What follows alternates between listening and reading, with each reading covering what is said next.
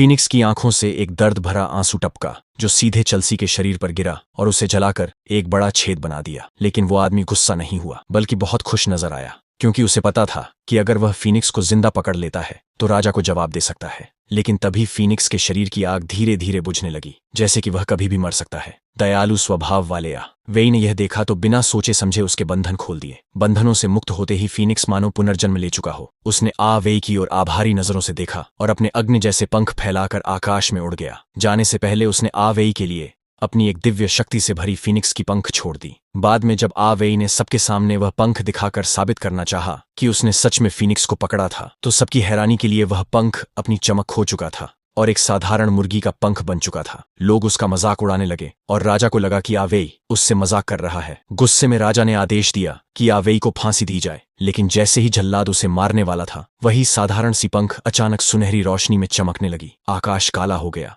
और फिर पल भर में दिन जैसा उजाला छा गया। सबकी आंखों के सामने दिव्य प्राणी फीनिक्स दोबारा प्रकट हुआ। राजा और जनता सब हैरान रह गए। अब सबको यकीन हो गया कि वेई ने सचमुच देव पक्षी को वश में कर लिया है। राजा को यह बात पसंद नहीं आई, लेकिन वादा निभाने के लिए उसने वेई को ऊंचा पद और सम्मान दिया। परंतु मन में क्रोध रखते हुए उसने वेई को एक असंभव सा मिशन दे दिया। उसने कहा कि उत्तर ध्रुव की बर्फीली पहाड़ियों से स्नो व्हाइट राजकुमारी को लाकर मेरी रानी बनाओ। राजा जानता था कि रास्ता बेहद खतरनाक है और वेई जिंदा नहीं लौटेगा, लेकिन जादुई गधे की मदद से वेई जल्दी ही बर्फीले महल तक पहुंच गया। वहां का लोहे का द्वार उसे रोक देता है। तभी जादुई फीनिक्स की पंख से चमत्कार हुआ और द्वार खुल गया। वेई ने अंदर जाकर 1000 सालों से सोई राजकुमारी को जगा दिया। जब राजकुमारी को पता चला कि उसे एक बूढ़े राजा से शादी करनी है, वह डर और गुस्से में पागल हो गई और वेई का हाथ पकड़कर हजारों मीटर ऊंचे पहाड़ से कूद गई। सौभाग्य से वही जादुई गधा समय पर पहुंच गया और दोनों की जान बचा ली। वेई सफलतापूर्वक राजकुमारी को लेकर महल पहुंचा। राजा बेहद खुश हुआ और तुरंत शादी की तैयारी करने लगा। लेकिन राजकुमारी ने कहा कि जब तक उसे अपनी दादी की अंगूठी नहीं मिलती वह शादी नहीं करेगी। राजा को पता चला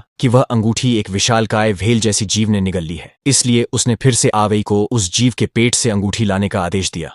वेई अपने गधे पर सवार होकर उस जीव की नाक के छेद में घुस गया। अंदर की दुनिया बेहद खूबसूरत थी, मानो समय का कोई सुरंग हो। लेकिन अचानक हवा का तूफान उठा और जीव को छींक आ गई। उस छींक के साथ ही उसकी जंजीरें टूट गईं और वह आजाद हो गया। वेई की मदद से खुश होकर उस जीव ने अपने साथी को भेजा, जिसने वेई को एक हीरे की अंगूठी ओशन स्टार दी, वही अंगूठी जिसे राजा चाहता था। लेकिन राजकुमारी अब राजा से शादी नहीं करना चाहती थी। उसने वेई से कहा कि यह अंगूठी राजा को दे दो और मेरे साथ भाग चलो। दोनों भाग गए, लेकिन एक मंत्री ने यह सब देख लिया और उन्हें पकड़ लिया गया। राजा ने 3 बड़ी कड़ाहियां तैयार करवाईं। पहली में उबलता पानी, दूसरी में बर्फ जैसा ठंडा पानी और तीसरी में खौलता तेल। राजा ने कहा, इस गद्दार को तीनों कड़ाहियों में फेंको। पहले उसे उबलते पानी में डाला गया। राजकुमारी ने तुरंत ओशन स्टार उसमें फेंक दी। चमत्कार हुआ। वेई पानी से जिंदा निकल आया। फिर उसे बर्फीले पानी में डाला गया। राजकुमारी ने फीनिक्स की पंख फेंकी और वह फिर बाहर आ गया। अब तीसरी बार उसे गर्म तेल में फेंका गया। इस बार कोई चमत्कार नहीं हुआ। लोग निराश होकर लौटने लगे। लेकिन तभी आसमान से सुनहरी रोशनी वाली डैंडेलियन फूल नीचे गिरी